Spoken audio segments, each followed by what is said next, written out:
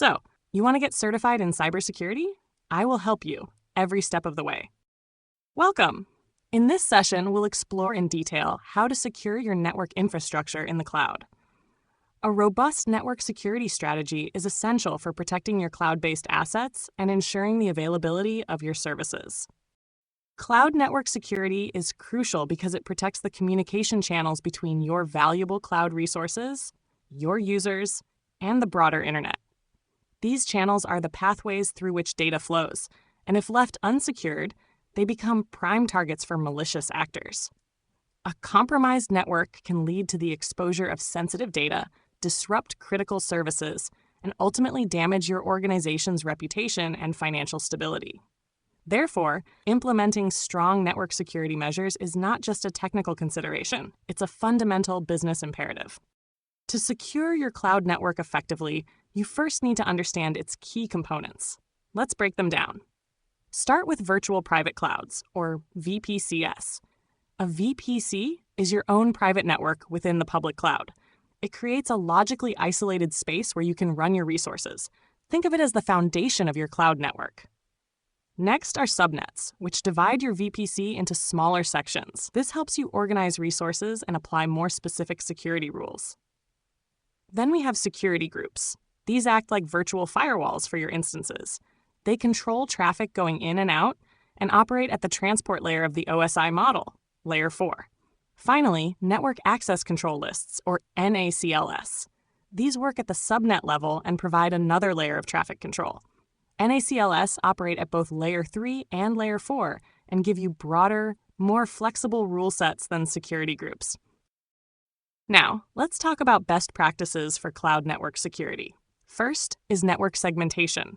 This means dividing your network into isolated zones. For example, separating web servers from your database servers.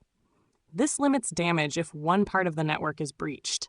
Second, follow the principle of least privilege. Only give users and systems the minimum network access they need to do their jobs. This keeps your attack surface as small as possible. Third, perform regular security audits. These help you catch vulnerabilities and misconfigurations early. Your audits should include vulnerability scans, penetration testing, and a full review of your access rules and security settings. Let's look at securing inbound traffic, the traffic that comes into your cloud network from outside. Start with firewalls. These act as a barrier between your cloud resources and the internet. They filter incoming traffic based on rules you define. Most cloud providers offer both stateful and stateless firewall options. Then there are intrusion detection and prevention systems, or IDPS. These tools watch for signs of malicious activity. An IDS alerts you to suspicious behavior, while an IPS can automatically block it. Lastly, load balancers. These distribute traffic across servers, improving performance and availability. But they also help with security by hiding your back-end systems and handling things like SSL termination. Outbound traffic, data leaving your cloud network, can be just as risky as inbound traffic. Let's go over how to secure it. Use egress filtering to control where outbound traffic is allowed to go. This can stop attackers from sending stolen data to unauthorized destinations. Also, enable monitoring and logging. Track everything from traffic flows and DNS queries to firewall actions. Good logging helps detect threats, supports incident investigations, and ensures regulatory compliance. To take your cloud network security even further, consider these advanced techniques. First is microsegmentation. This means isolating not just subnets, but individual applications or workloads. It gives you very fine-grained control and limits how far an attacker can move if they break in. Second is zero-trust networking. This model assumes no device or user is trusted by default, even inside your network. Every access request must be verified continuously. By using these advanced methods, alongside the best practices we've already covered, you can build a truly secure and resilient cloud network. And that finishes up this video. In our next session, we'll explore cloud compliance and governance best practices. Don't miss it.